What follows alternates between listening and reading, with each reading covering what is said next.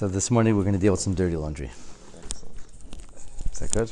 Who's on speed? Who's dirty laundry? That's a good question. We're going to go to the end of Parshas Tazria. In the seventh and final reading, the Torah talks to us about dealing with the discoloration of garments. So we're not talking about dermal lesions now. Now we're talking about garments that have become discolored. The colors are greenish and reddish, a deep green or red. And if the lesion spreads, we get a problem. So as soon as somebody notices something's gone wrong with his or her clothes, they're very specific clothes, they have to be white clothes and wool linen clothes. You bring it to the Kohen, and the Kohen has to see it and quarantine the garment, and then he tells you to wash it. And then rinse, and then repeat. And that brings us to the end of Parshas Tazria. So what happens in chapter 13, verse 56? What happens if V'imra HaKohen, if the Kohen then sees V'hine Keha Hanega, after this business of quarantine, and then after Hukabeisai, after it's been laundered, and the color has now become lighter, less intense, but it's not gone. So the halacha then is V'kora oisoi min habeged. Then the Kohen tears it from the garment, that portion of the garment. Oy min ha'er, not only it could happen to your nice white linen jacket, but it could also happen to your leather bomber jacket. So whether it's from the garment or from the ur, oy min hashsi, oy min ha'erev, whether it's from the warp or the woof, and it has this discoloration, and then you have to quarantine it again. Got to see what happens. And then let's take a look in verse 56 in Rashi. V'koda so you tear it. Rashi says, what are you tearing? Yikra makoim hanega min habeget. You tear the area of the cloth that has this discoloration. You tear it off the garment. What do you do with it? The yisrefeno, and it has to be burned. Even though here the Torah didn't mention the halacha of burning, we learned this from what's said earlier, that if there's going to be a situation that it has to be burnt, or the Torah is going to say it again in the next verse. As we go now into verse 56, ve'im teira oid babeged, and then if it'll be seen again on the garment that was saved by ripping off and removing the offensive piece of cloth or area. Im teira oid, if all of a sudden in this garment, this white remaining garment, you'll see again babeged oivish si oiverev in the weaving of the garment, or in the warp or the woof, or in any of the leather garments, you'll see that the color returns. Perdachas means there's an eruption, it's spreading. So then the Torah says, not only have to get rid of that little patch, but then be'esh tisrefenu. Then you have to burn it in fire. Eis asher boi hanoga, whatever has the lesion in it. So if you got the lesion, a garment that has a lesion in it, it has to be destroyed. All right? So far, we know we have a garment, we found an issue, we quarantined it, we dealt with it. We removed the offensive area. So earlier we learned that if it spreads, if the color gets deeper, the hue becomes more intense, or if the color spreads, then you know you're in trouble. That's it. Then you got to get rid of the garment. But in this case, it seems like it's keha. It's becoming lighter. It's less intense. So then you take out that area, and you hope the garment is saved. You got to patch it up. But if in fact it returns to the garment, then this garment is doomed. Now the Torah says, "V'habeget," verse 58, the garment, oy ashsi oy ha'edif, or the warp or the woof, oy kol kliyer, or any leather, asher techabes, which is washed, the sor mimenu hanoga, and the lesion is gone. So you washed, you lathered, you cleaned, you rinsed, and it's gone. What happens then? V'chuba shenis, rinse and repeat, or repeat and rinse, and then v'toher, and then it will become Torah. This is how the Torah concludes the business of the discoloration of the garment, the offensive garment. The Parshas Tazria finishes off simply by telling us that this is the law governing the lesion of the Tzaraat on the wool or linen garment, on the warp or the woof, or on any leather article, which, as it becomes rid of its defilement, or it becomes defiled. L'tarei l'tamei. Okay, so I want to focus on the rinse and repeat, the second wash. The Torah says that this garment which is cleansed, asher techabes, you laundered it. And what happened when you laundered it? V'sar mehem, it's gone. It worked. What's our question here? Our question is this tzaraat not? Is this mold? Is it mildew? Is it some kind of stain? Or is it a spiritual thing? So how are we going to find out? Send it to the cleaners. And then, if it's dirt, if it's filth, if it's something which can attach to the garment, some substance, get it cleaned, it'll be gone. But if it's not gone, then we know it's tzaraat. So the litmus test here is going to be the laundering. That's going to tell us if this is some kind of paranormal spiritual condition, or if in fact this is simply some dirt, or some mildew, or some rot, or whatever else it might be. So the Torah says that if you have a situation where asher techabes, where you laundered, and as a result of the laundering, v'sar mehem anaga, the lesion is gone, what should you do next? Why should you wash it again? Why should you wash it again? You laundered it. It's clean. Oh, you should repeat a rinse. Wash again. And then v'tahir. Why? Why should I wash it again? I washed it and it's clean. You understand the issue? So the Ibn Ezra says something very interesting. The Ibn Ezra says, mitzvah l'chabse pa'amayim. It's a mitzvah to launder twice. It was suspect. It's a mitzvah. You can't ask questions. You washed it. It's clean. Lucky you. What should I do now? Wash it again. Okay, fine. Wash it again, launder it again, the Torah, and now it's pure. All right. Let's take a look what Rashi says. Rashi says, v'chubas shenis, repeat and rinse, wash again. Says Rashi, this washing is not laundering. This washing is l'shoin tevila. This comes from the syntax of immersion. This is going to be immersed in a mikveh. And that's why the first washing, in other words, which is after the quarantine, is to see if it's dirt or if it's tzaraat. And after you washed it and found out that in fact it's not tzaraat, so now what do I do?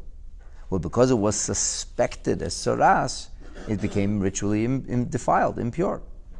So how do you remove it from its defilement? The answer is, you have to immerse it. That's what deals with defilement. Right? You have defilement, you have ritual impurity, you mikveh it. So that's the second washing. It's not washing, it's a mikveh. And now Rashi is going to prove this.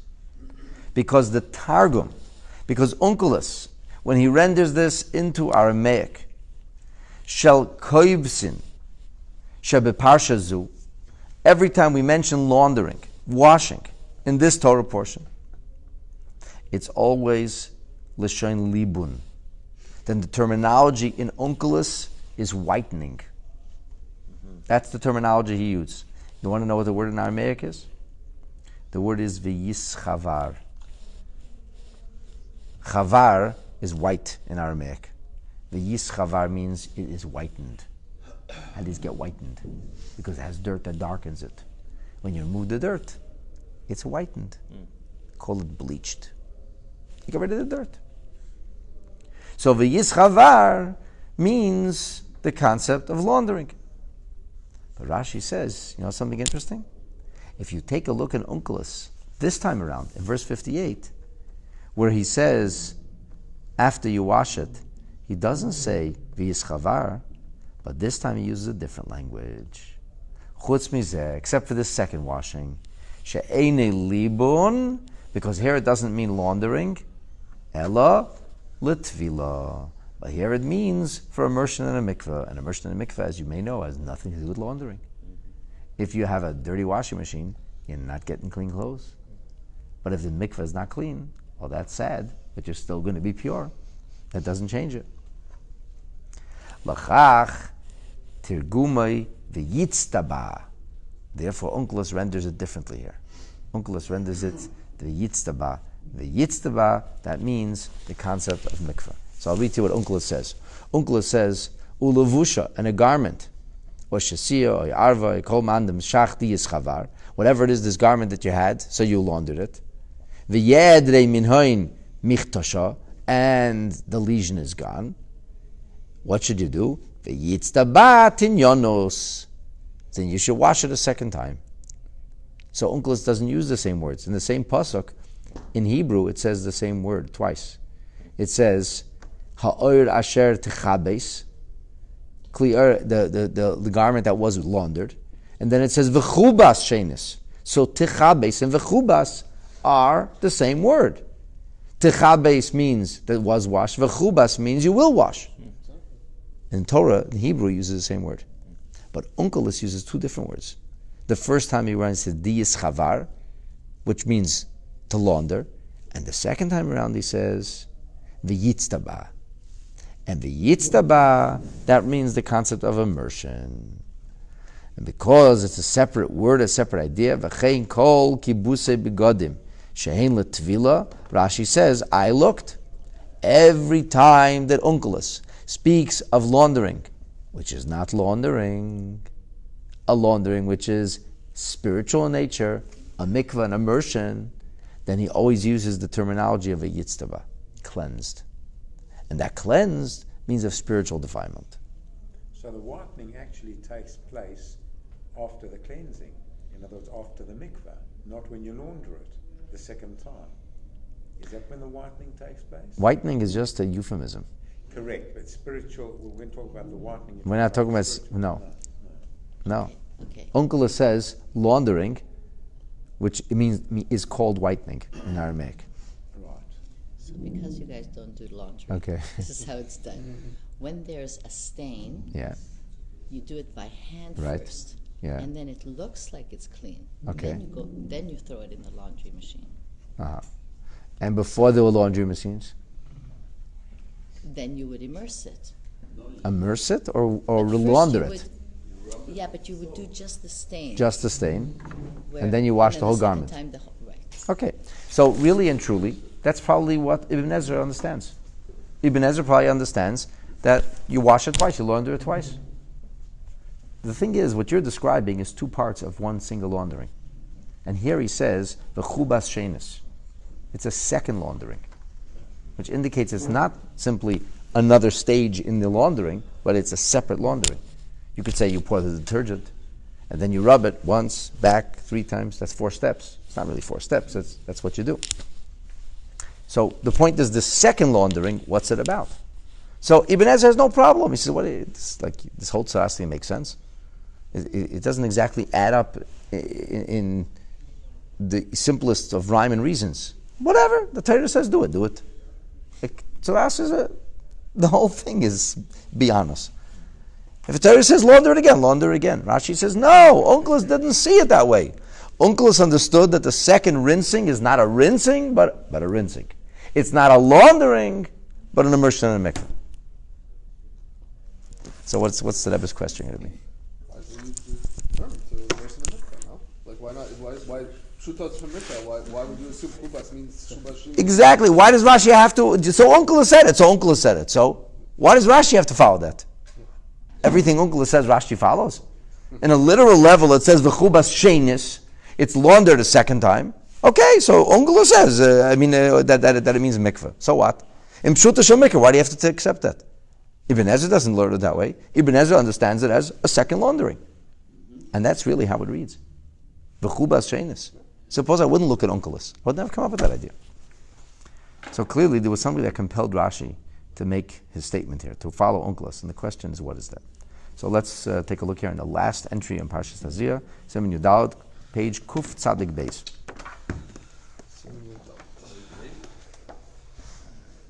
Uh-huh. Kuf tzadik beis. V'habeged asher techabes, yeah. So the Rebbe opens this rumination with that question. What forced Rashi? Who compelled him to say this? Why do you have to learn like that? So it must be that the words v'chubas shenis are teaching us about a secondary, a different kind of laundering, namely something spiritual. What does that mean? We'll pick it up in the third paragraph. Bir hadvarim. Shtei mashma'oisav, pardon me, shalabitur kibus. The two possible meanings of the word laundering. It could mean two things. It could mean literal laundering, or it could mean spiritual laundering. It could mean the washing machine, or it could mean the mikveh. One is l'shen libun, one is whitening, which is physical, and one is l'shen tvila, one is immersion, which is more of a spiritual nature. Nivdalois zu mizu. They are very different from one another. Loi rak ba'ifin bitzua hapula. Not only that the washing machine looks a little different from the mikveh. Not only that physical or material laundering is slightly different from immersion. So what's the difference? What's the purpose? What's the matara, as they say? Everything has to have a matara. You have to have a goal. What are you trying to accomplish? So if you have a washing machine, that everything you put in it comes out dirty or stained, what would you advise the person to do with that washing machine? Get a new one. It's not working. The washing machine that doesn't clean doesn't work. If you have a mikveh which is halachically unfit, it works, it's wet, but it's halachically unfit. And therefore when you come out of that mikveh, you're in a state of defilement. What would you say? You need a new mikveh. Fix your mikveh. Something is profoundly wrong here. So it's not just a question of what is done. What if the laundering and the immersion look exactly the same? What if you wash it in the river, like people once upon a time used to? Go down to the river and you put it in the water. And you don't have a mikveh, so you go down to the river and you immerse. And in both situations, you're doing something which seems very similar. What would I say? Oh, in that case, it's basically the same thing? No, it's not the same. What's the difference? The difference is in the matara. The difference is in the purpose. What are we trying to achieve and accomplish? That's the real difference. Ha-kibus, the laundering, is about whitening the garment, about getting the stain, the toxin, the foreign substance that is in the garment, removing it. That's what it's about. Lahasad is hanega, to take the lesion of the stain away. Ve'ilu ha-kibus, but the second kibus, which we are interpreting or understanding within the framework or meaning of immersion, it's not simply to remove the physical stain, but rather lahasir, to remove esatuma, the ritual defilement, the impurity. Okay, so now, im nefarish, if we are to say that both of these launderings that are spoken of at the end of Parashas Tazria, both washings are l'shen libun, both come from the terminology or the meaning of laundering. In other words, say like the Ibn Ezra says, that the point here is rinse twice. Wash, lather, rinse, then repeat. If that's what this is, and it's just there to remove the actual stain, so then what would you say? If you have to wash something twice, what would you say about the first laundering? It was incomplete. Which is exactly why when you describe washing machine, you have a stain, you put whatever detergent is, you rub it, is it gone? No, because first of all, the whole garment is not perfectly clean. So it's just a stage in the process of laundering and cleansing. I cleanse, then I have to finish cleansing. So when you read rinse, wash, lather, rinse, then repeat, why are you wash, lather, rinse, and then repeating? Because it's incomplete. But if we say that, then the question was, why did the Torah say that after you washed it the first time, that the stain was gone? It says you washed it, you rinsed it, the stain is gone. The stain is gone, now go wash it again. But if the stain is gone, why am I rinsing it and repeating it again? Had you not mentioned that it's a mitzvah to do it twice? No, like I said, we're not sure what this is. We're trying to wrap our heads around this and understand what the pasuk is saying. It may be that the Torah is just saying wash it twice, but the point is, if we say that the stain is gone, and then the Torah comes along and says, and now wash it a second time, so then that indicates that the second time is coming for a different purpose. In other words, like this. If both of these launderings are launderings, so then the first laundering does not, so to speak, preempt the cleansing of the garment. It's not over after the first laundering. It's a process through which in the end we'll have a clean garment. So therefore, the notion of launder again is not a proper language. You can't say launder again. You could say repeat again. You could say rinse again. You can't say launder again. Why? Because laundering means it's laundered. You can't launder a second time. If something is clean, you say, oh, it's clean, launder again. There's no need to launder. It's laundered already. But the fact that Torah says, v'chubas sheinis. So if it means launder twice, Torah says, it doesn't say rinse it, it actually says launder it. So launder, the stain is gone, now launder it again. What's the launder again? If we're understanding the second washing as wash, lather, rinse, then repeat, we're talking about the process of cleansing.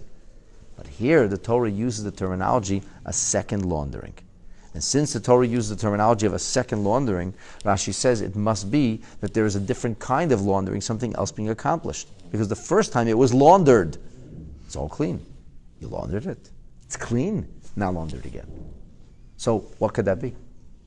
And therefore, in Pshuta Shal Mikra, reading this actually carefully and thinking about what you're saying, the only possibility is that there is a different kind of laundering. In other words, what was accomplished in the first laundering is not being accomplished in the second laundering. The first laundering was a material laundering, and the second laundering is the spiritual laundering. And therefore, the language of the chubas, of washing, the first time it's speaking about in a material sense, and it's only the second time that it can be understood in a spiritual sense. So indeed it is a laundering, a different kind of laundering, a different process of cleansing. And Rashi proves it to you that Onkelos also came up with this opinion. Onkelos is quite literal, and Onkelos in the same pasuk uses different verbiage. Rashi says, you see, Onkelos understood this as being two separate processes. What are they? The first is material, and the second is spiritual. And so, my friends, we should keep it clean. Materially, we should be clean. The yid should be hygienic. The yid shouldn't have filth. It shouldn't have dirt. But it's more than that. The Torah says that it's not only about material cleanliness, but ultimately every yid has to be clean spiritually too. Imagine if our garments have to be so, how much more so we have to be so. There was many years ago, there was a woman who kashed her kitchen, and then she wanted to put her dishes in the mikveh, so we arranged that for her. And then she called my wife and she said, I decided I want to go to the mikveh.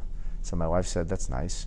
What made you decide this? She says, I realize my dishes will go to heaven and I won't. Anyway, we shouldn't go to heaven. Mashiach should come down from the heaven and we should see the world cleansed and purified. The Mehera will be a Amen.